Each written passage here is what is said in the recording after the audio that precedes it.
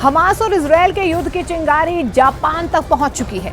Red सी यानी कि लाल सागर की मिस्ट्री ने इस वक्त इजरायल और अमेरिका को बहुत ज्यादा डरा दिया है। 10 मिनट के कमांडो ऑपरेशन ने वर्ल्ड वॉर का बड़ा खतरा पैदा कर दिया है।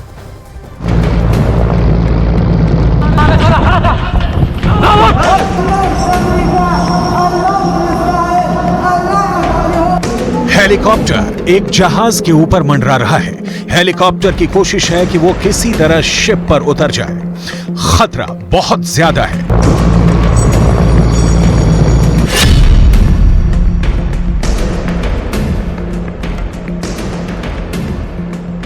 हेलीकॉप्टर के पिछले रैंप वाले दरवाजों पर 2 झंडे लगे। एक है यमन का झंडा और उसके नीचे है फिलिस्तीन का फ्लैग। ये लाल सागर है। दुनिया इसे रेड सी के नाम से जानती है। आखिर यहां रेड सी में क्या हो रहा है? हेलीकॉप्टर किसी तरह जहाज की रफ्तार से रफ्तार मिलाकर आगे बढ़ता है और इस शिप पर उस जगह पर पहुंचता है जहां ये जहाज पर उतर जाए। लेकिन अचानक इस हेलीकॉप्टर से कमांडो निकलने शुरू हो जाते हैं। जहाज पर हमला होता है और ये कमांडो जहाज पर कब्जा करना शुरू कर देते हैं।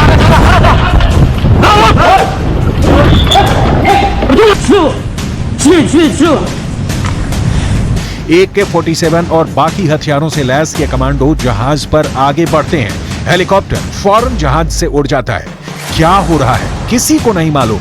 ये कमांडो जल्दी से जल्दी जहाज के ब्रिज की तरफ बढ़ते हैं। ब्रिज यानी वो जगह जहां से पानी के जहाज को कंट्रोल किया जाता है। शिप के स्टाफ की तरफ राइफल ताने ये सभी हमलावर जहाज के ब्रिज में दाखिल हो जाते हैं और फिर क्रू मेंबर्स हैंड्स अप करके हमलावरों की इस टीम के आगे सरेंडर कर देते हैं। रेड सी में चलते हुए जहाज पर अचानक ऐसा क्या हुआ कि ये हमला रेड सी की सबसे बड़ी मिस्ट्री बन गया।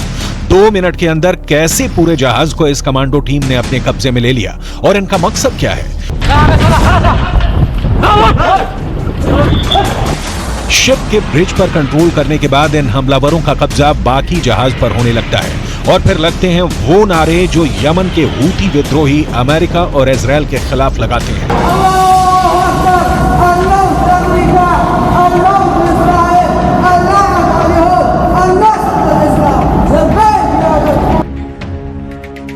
ये है जहाज गैलेक्सी लीडर जो लाल सागर से गुजर रहा था और अब यमन के हूती विद्रोहियों के कब्जे में आ चुका है। उसके चारों तरफ उनकी स्पीड बोट है। जहाज पूरी तरह उनके कंट्रोल में है। यमन में बैठे हूती विद्रोहियों की सरकार का दावा है कि उसने इजरायल के जहाज को टारगेट किया है और ये गाजा में बमबारी का बदला है और ऐसे हमले होते रहेंगे। القوات المسلحة اليمنية تجدد تحذيرها لكافة السفن التابعة للعدو الإسرائيلي أو التي تتعامل معه بأنها سوف تصبح هدفا مشروعا للقوات المسلحة وتهيب بكل الدول التي يعمل رعاياها في البحر الأحمر بالابتعاد عن أي عمل أو نشاط مع السفن الإسرائيلية أو السفن المملوكة لإسرائيليين। बीच समंदर में ये ऐसा कमांडो ऑपरेशन है जिसे इजरायल के लिए 7 अक्टूबर 2023 के बाद दूसरा बड़ा झटका कहा जा रहा है। और ये भी कि रेड सी अब इजरायल के बरमूडा का ट्रायंगल बन गया है। बरमूडा ट्रायंगल वो जगह है जो दुनिया भर के समुद्री जहाजों के गायब होने की जगह के तौर पर बदनाम रही है। लाल सागर का खतरा इजरायल और अमेरिका पर बुरी तरह मंडराने लगा है। रेड सी में यमन के हूती विद्रोही वो कर रहे हैं जो अब तक बाकी अरब देशों ने सोचा भी नहीं था। लेकिन इनमें सबसे बड़ा पेंच यह है कि इजरायल ने इनकार कर दिया है कि उसका इस शिप से कोई लेना देना भी है। गैलेक्सी लीडर जहाज का रिकॉर्ड बताता है कि यह कार सप्लाई करने वाला शिप है जो 48,000 टन तक वजन के साथ चलता है। इस जहाज के मालिकों को रे कार कैरियर्स नाम की कंपनी से जोड़ा गया है। बताया जा रहा है कि यह कंपनी इजरायल के कारोबारी अब्राहम रामी ओंगर ने बनाई थी। इसलिए हूती विद्रोहियों को लगा कि यह जहाज इजरायल का है, लेकिन जहाज के मालिक एक ब्रिटिश कंपनी है और अभी इसका संचालन जापान की एक कंपनी करती है। またイスラエルとも意思疎通を図りつつ、当事者である保守派への直接の働きかけに加え、サウジ、オマーン、イラン等の関係国に対して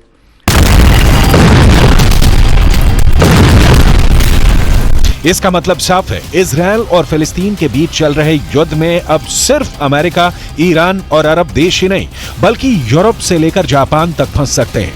इस युद्ध का दायरा और बढ़ सकता है। जैसा कि शुरुआत से खतरा बताया जा रहा है, गैलेक्सी लीडर के क्रू मेंबर्स में कई देशों के लोग शामिल हैं। इसमें बुल्गारिया से लेकर फिलीपींस, मैक्सिको और यूक्रेन के कर्मचारी भी हैं और इस वक्त ये सभी हूती विद्रोहियों के कब्जे में हैं। इजराइल के प्रधानमंत्री नेतन्याहू भी दावा कर चुके हैं कि इस जहाज के स्टाफ में कोई भी इजरायली नहीं है।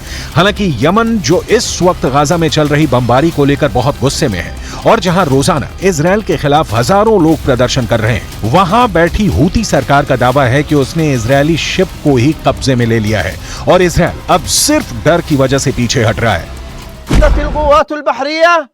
في القوات المسلحة اليمنية بعون الله تعالى عملية عسكرية في البحر الأحمر كان من نتائجها الاستيلاء على سفينة إسرائيلية واجتيازها إلى الساحل اليمني. إن القوات المسلحة اليمنية تتعامل مع طاقم السفينة وفقا لتعاليم وقيم ديننا الإسلامي. शिप को लेकर हूती विद्रोहियों के दावे गलत हो सकते हैं, लेकिन यह मिसाइल अटैक साबित करता है कि यमन अब इजराइल के खिलाफ एक तीसरा मोर्चा खोल चुका है। यमन से फायर की जा रही मिसाइल और ड्रोन दक्षिणी इजराइल को टारगेट कर रहे हैं। सवाल है, क्या अब यमन होगा इजराइल का अगला टारगेट? क्या इजराइल अब यमन में भी गाजा जैसा ऑपरेशन चलाएगा और हमास के बाद यमन के हूती विद्रोहियों पर इजराइल की सेना टूट पड़ेगी? कुल मिलाकर इस वक्त रेड सी की मिस्ट्री इजराइल और अमेरिका के लिए बरमुडा ट्रायंगल वाला खतरा बन चुकी है। इजराइल दावा कर रहा है कि गैलेक्सी लीडर को ईरान की शह पर ही अगवा किया गया है और ईरान ही इस हाईजैक का मास्टरमाइंड है। تامزنی‌ها باطل و ناشی از شرایط بغرنجی است که رژیم صهیونیستی با آن دست به گریبان रेड सी की मिस्ट्री के पीछे मास्टरमाइंड कोई भी हो, इसका सबसे खतरनाक मकसद बाइडन और नेतन्याहू को साफ साफ नजर आ रहा है। बाइडन को लाल सागर में तूफान नजर आ रहा है तो नेतन्याहू को लग रहा है कि उन्हें गाजा और लेबनान के बाद तीसरे युद्ध में फंसाने की साजिश शुरू हो गई है। रेड सी की मिस्ट्री अब गाजा में चल रही बमबारी का बहुत बड़ा बदला कही जा रही है। इजराइल और अमेरिका को बड़ी चुनौती 4 एच से मिल रही है। ये चारों एच इजराइल और अमेरिका के लिए बहुत बड़ा खतरा बन चुके हैं। इन चारों एच को ईरान का पूरा समर्थन है। एच से हमास, जिसने गाजा में ग्राउंड ऑपरेशन के दौरान इजराइल को कड़ी टक्कर दी है। एच से हिजबुल्लाह यानी लेबनान का मिलिशिया, जिसने इजराइल के उत्तरी ठिकानों पर हमले शुरू कर दिए हैं। एच से इराक का मिलिशिया हश्द अल शाबी, जिसने इराक और सीरिया में अमेरिका के अड्डों पर हमले किए हैं। एच से हूथी यानी यमन का विद्रोही गुट, जिसने लाल सागर पर गुजरने वाले हर इजरायली शिप को टारगेट पर रख लिया है। Seizure of the motor vessel Galaxy Leader in the Red Sea is a flagrant violation of international law. We demand the immediate release of the ship and its crew, and we will consult with our allies and UN partners as appropriate on next steps. इस वक्त Lebanon और Israel के border पर ऐसा युद्ध चल रहा है कि गाजा में हो रहे हमले छोटे लगेंगे। देखिए हिजबुल्लाह ने कैसे बुरखान मिसाइल से इजराइल के अड्डे पर बहुत करीब से हमला किया। पहले मिसाइल फायर और कुछ दूरी पर इजराइल के अड्डे पर ये जाकर बिल्कुल सटीक जगह पर गिरती है। ये इजराइल के कब्जे वाले इलाके में उसकी सेना के अड्डे की हालत है। जहां मिसाइल गिरी उस जगह की हालत देखिए, लग रहा है कि इजराइल का पूरा मिलिट्री अड्डा तबाह हो गया है। तस्वीरें साफ साफ बता रही हैं कि यहां कैसे बर्बादी हुई है। हिजबुल्लाह ने अपनी छोटी दूरी की बुरखान मिसाइल से बहुत बड़ा नुकसान किया है। हिजबुल्लाह ने अपने सबसे खतरनाक स्नाइपर फोर्स उतार दी है।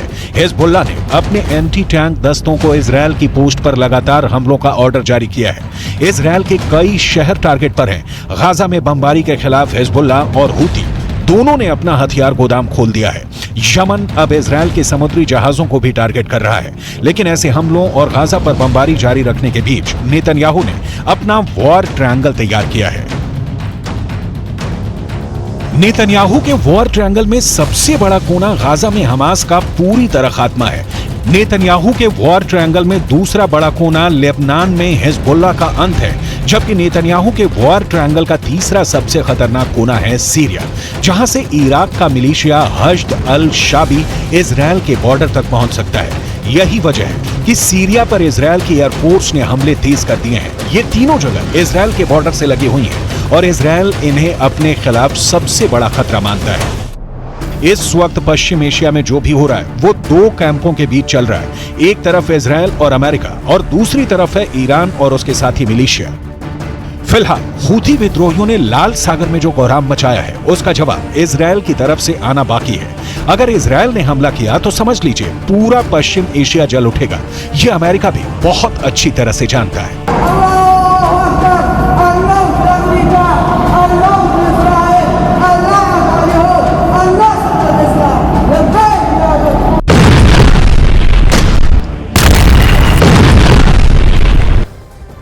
इजरायल खुद पर हुए अत्याचार को ना कभी भूलता है और ना ही दुनिया को भूलने देता है। इसलिए दुनिया की नजरों में भले ही गाजा के अंदर सीज फायर चल रहा है, लेकिन इजरायल की सेना चुप नहीं बैठी है।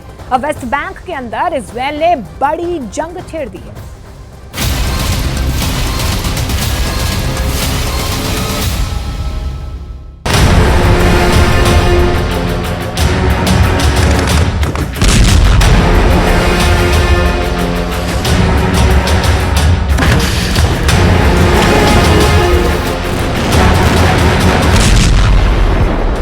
इजरायल ने गाजा पट्टी के अंदर संघर्ष विराम कर दिया है।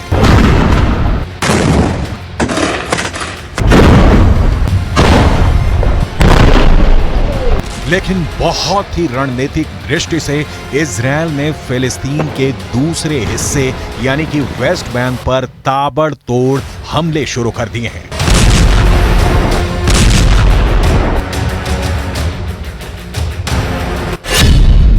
तमाम विशेषज्ञ अब ये कहने को मजबूर हो रहे हैं कि वेस्ट बैंक अब दूसरा गाजा बन चुका है। जरा इजरायल के इस नक्शे को देखिए।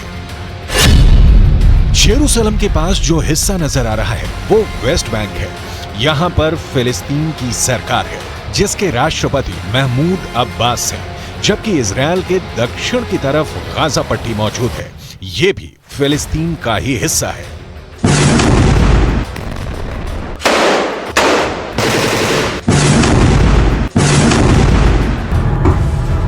साल 1948 में जब इजरायल और फिलिस्तीन का बंटवारा हुआ, उस वक्त फिलिस्तीन को गाजा पट्टी का हिस्सा इसलिए दिया गया ताकि गाजा पट्टी के माध्यम से फिलिस्तीन का संपर्क समंदर से हो सके और वो विकास की ऊंचाइयों को छू सके।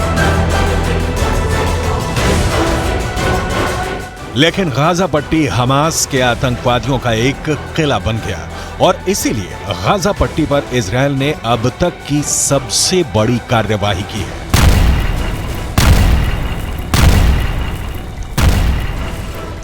लेकिन 7 अक्टूबर के बाद से यानी इजरायल पर हमास के आतंकवादी हमले के बाद से जिस तरह की परिस्थिति का निर्माण हुआ है, उसके बाद अब इजरायल ने वेस्ट बैंक पर अपने हमले बहुत तेज कर दिए हैं।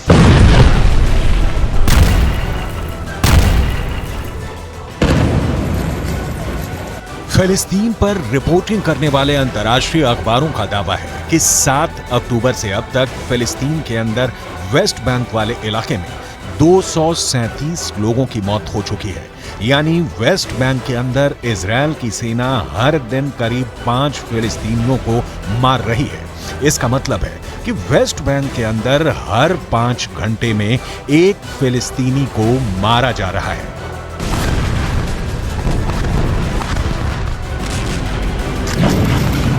وكانوا ينادوا على البيت واهل البيت في السماعات انه اهل صهيب يطلعوا برا، ما بيعرفوا انه فيش فيها حدا. مبلشين يرشوا عليها بالرشاشات ال 500 من ورا ومفايتين ضاربين غرفة صهيب فوق بصواريخ انرجي ومن جوا مفجرينها وهي الدمار الموجود. और जिस तरह की हिंसक झड़पें हो रही हैं,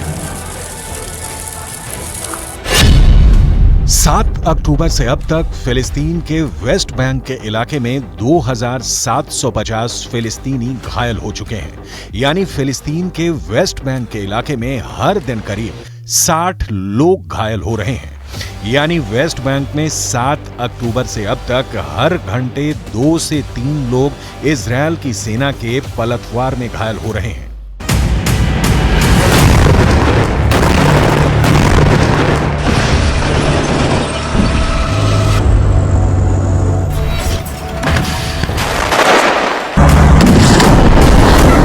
यानी अगर देखा जाए तो ये बात साफ साफ नजर आती है कि शांति काल में जितनी हिंसा गाजा पट्टी के अंदर 7 अक्टूबर से पहले हो रही थी, उतनी हिंसा अब वेस्ट बैंक के अंदर 7 अक्टूबर के बाद से लगातार हो रही है।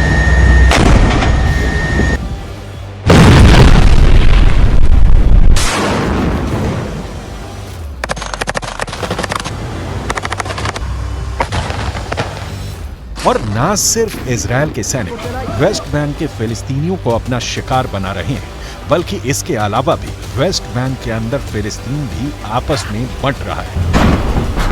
استنى حدا هم اي شيء في دارك يعني هذا البيت اللي بحدنا على يسارنا نسوان كان امنات في بيت الدار غرفه وطرقه صغيره ضربوا البيت الناس اللي ماركه بالشارع اتصاوبت بدون اي عمل بدون اي شيء يعني ما بيستنى انك تحمل سلاح ولا تحمل شيء وروم هذا احنا شو بنقول الله يحيي المقاومه وعاشت كتيبه جنين والله ينصر المقاومه في جميع اطيافها।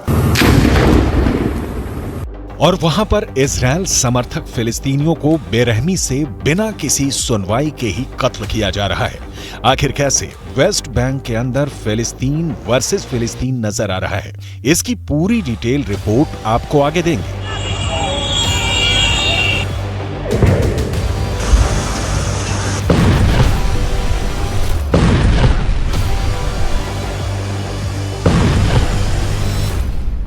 लेकिन सबसे पहले हम बात करेंगे किस तरह से वेस्ट बैंक के अंदर बीते 24 घंटे में एक ऐसा खूनी गदर मचा जिसमें 6 फिलिस्तीनियों को इजरायल ने मार डाला।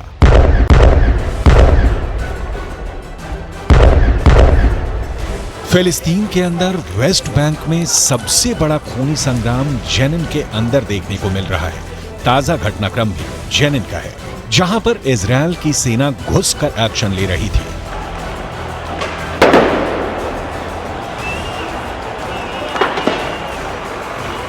यहां इजरायल की सेना को भारी प्रतिरोध का सामना करना पड़ रहा है। इस प्रतिरोध पर इजरायल की सेना ने कार्रवाई की है और गोलीबारी में 4 फिलिस्तीनी मारे गए हैं। फिलिस्तीन के अखबारों में एक रिपोर्ट आई है कि फिलिस्तीन के वेस्ट बैंक में मौत का आंकड़ा 250 को छूने वाला है।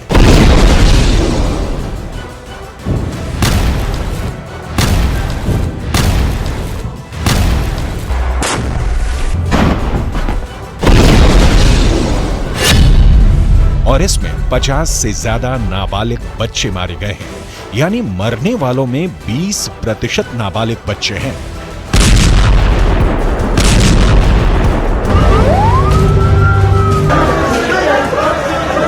जेनिन के अलावा रामल्ला में भी एक जबरदस्त झड़प हुई है, जिसमें 25 साल के एक फिलिस्तीनी डॉक्टर की हत्या कर दी गई है। इसके अलावा रमल्ला के पास अल बिरेह में भी एक फिलिस्तीनी की हिंसक झड़पों में मौत हुई है।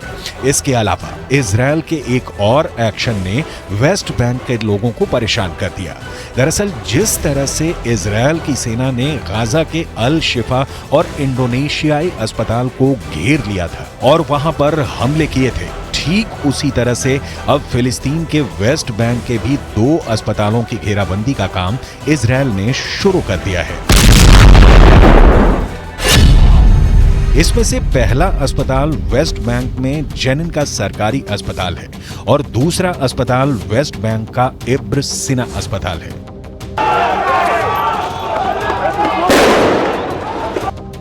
इन दोनों अस्पतालों को इजरायल की सेना ने घेर लिया है और इसका मतलब ये भी है कि इजरायल को ये शक है कि क्या जिस तरह से गाजा पट्टी के अंदर अल शिफा और इंडोनेशियाई अस्पतालों को आतंकवादी हेडक्वार्टर के तौर पर इस्तेमाल कर रहे थे, उसी तरह वेस्ट बैंक के अंदर भी इन दोनों अस्पतालों को चरमपंथी अपने हेडक्वार्टर की तरह इस्तेमाल कर रहे हैं। इससे पहले जेनिन की एक मस्जिद पर भी इजरायल की सेना ने हमला किया था।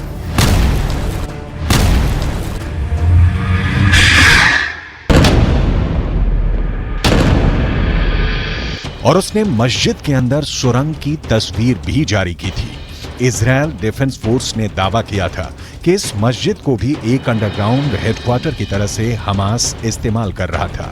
والشاب اللي كان مارك من الطريق من هين قالت في شظايا شاب عادي زيه زي اي واحد ماشي في بلده، بس ممنوع حتى انك انت تمشي ببلدك في حريه او تروح على دارك او اي مطرح، انت مش امن، في جيش، انت هدف في بيتك، في الشارع، على السطح، في اي مطرح، ما برحموا حدا، ما بيستنوا حدا انه يكون زي ما هم بدعوا انك انت حامل سلاح।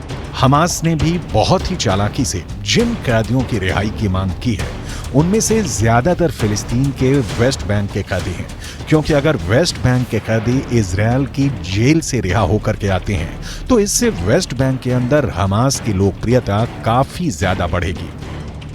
यहां पर नोट करने वाली बात यह भी है कि इस वक्त फिलिस्तीन की वेस्ट बैंक की सरकार के राष्ट्रपति महमूद अब्बास हैं, लेकिन उनकी लोकप्रियता लगातार घट रही है। वेस्ट बैंक के अंदर एक सर्वे हुआ है और इस सर्वे में यह बात सामने आई है कि फिलिस्तीन के 80% लोग 7 अक्टूबर की घटना को सही मानते हैं और हमास की प्रशंसा कर रहे हैं। यानी अगर देखा जाए तो हमास की लोकप्रियता गाजा पट्टी की तरह अब वेस्ट बैंक में बहुत तेजी से बढ़ रही है। जैसे जैसे इजरायल की जेलों से फिलिस्तीन के कैदी निकलकर बाहर आ रहे हैं और वेस्ट बैंक में अपने घरों में जा रहे हैं, वैसे वैसे वेस्ट बैंक के अंदर से जश्न की तस्वीरें लगातार सामने आ रही हैं। हालांकि फिलिस्तीन के अखबारों ने यह दावा किया था कि इजरायल ने वेस्ट बैंक के अंदर बंधकों की रिहाई पर जश्न पर भी प्रतिबंध लगाने की कोशिश की थी, लेकिन लोगों ने इसको नहीं माना और जिन लोगों की रिहाई हो रही है उनकी रिहाई की खुशी में जश्न मनाया जा रहा है। लेकिन यहाँ पर नोट करने वाली बात यह है कि क्या जिस तरह से गाजा पट्टी की जनता ने हमास को राजनीतिक रूप से चुनकर अपने लिए एक आफत मोल ली है, क्या उसी तरह से अब वेस्ट बैंक के अंदर हमास की बढ़ती लोकप्रियता वेस्ट बैंक को नर्क बनाने जा रही है? क्योंकि वेस्ट बैंक के फिलिस्तीनी नागरिक और हमास के समर्थक संधि के तहत बंधकों की रिहाई को हमास की जीत की तरह पेश कर रहे हैं। ये बात सही है कि इजरायल अब 300 के करीब फिलिस्तीनियों को रिहा कर रहा है, लेकिन इस बात को नजरअंदाज नहीं किया जा सकता है कि 7 अक्टूबर से अब तक इजरायल वेस्ट बैंक से ही 3000 से ज्यादा लोगों को गिरफ्तार कर चुका है। ऐसी स्थिति में अगर 3000 लोगों को इजरायल गिरफ्तार कर चुका है तो ऐसे में 300 लोगों की रिहाई कोई मायने ही नहीं रखती है। लेकिन शायद वेस्ट बैंक के अंदर चरमपंथ और ज्यादा बढ़ रहा है और इसके लिए इजरायल की कार्रवाई भी जिम्मेदार है, जिसके चलते वेस्ट बैंक में हमास की लोकप्रियता लगातार बढ़ती जा रही है। गाजा पट्टी के अंदर जिस तरह आम लोगों की मौत हो रही है, उससे वेस्ट बैंक में भी कट्टरपंथ आसमान छू रहा है। फिलिस्तीन के अखबारों के मुताबिक गाजा पट्टी के अंदर इजरायल ने जैसे ही युद्ध विराम के प्रस्ताव को स्वीकार किया, वैसे ही अचानक हमले बहुत तेज कर दिए।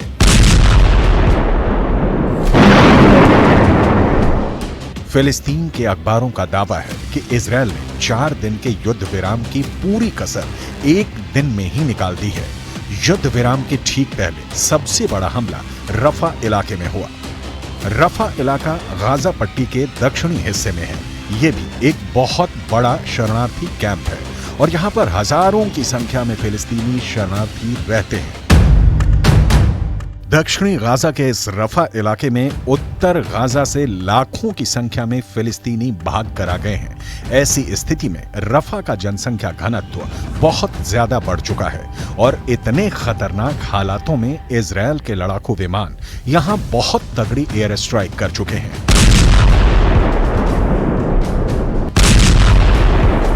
फिलिस्तीन के कई अखबारों ने रिपोर्ट किया है और फोटो जारी की है और वीडियो भी दिखाए हैं जिसमें एक साथ दर्जनों लोगों को दफनाया जा रहा है।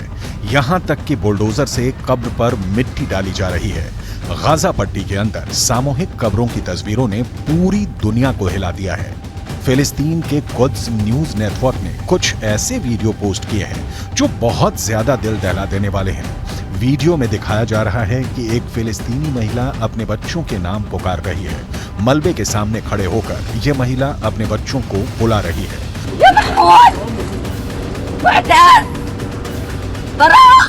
और वो इस उम्मीद में है कि शायद उसका बच्चा जीवित हो और वो मलबे से आवाज दे ताकि किसी तरह से बच्चे को निकालने की कोशिश की जाए, लेकिन कोई उत्तर नहीं आता है तो महिला रोने लगती है और पूरे इलाके में भीड़ लग जाती है। ऐसी घटनाओं से साफ लग रहा है कि 4-5 दिन के युद्ध विराम की पूरी भरपाई इजरायल अब वेस्ट बैंक से करने की कोशिश कर रहा है और दावा किया जा रहा है कि युद्ध विराम के बाद तो हालात और ज्यादा बिगड़ सकते हैं। यानी जब युद्ध विराम खत्म हो जाएगा तो उसके बाद इजरायल डिफेंस फोर्स लगातार हमास के आतंकियों के नए अड्डे पर हमले कर सकती है।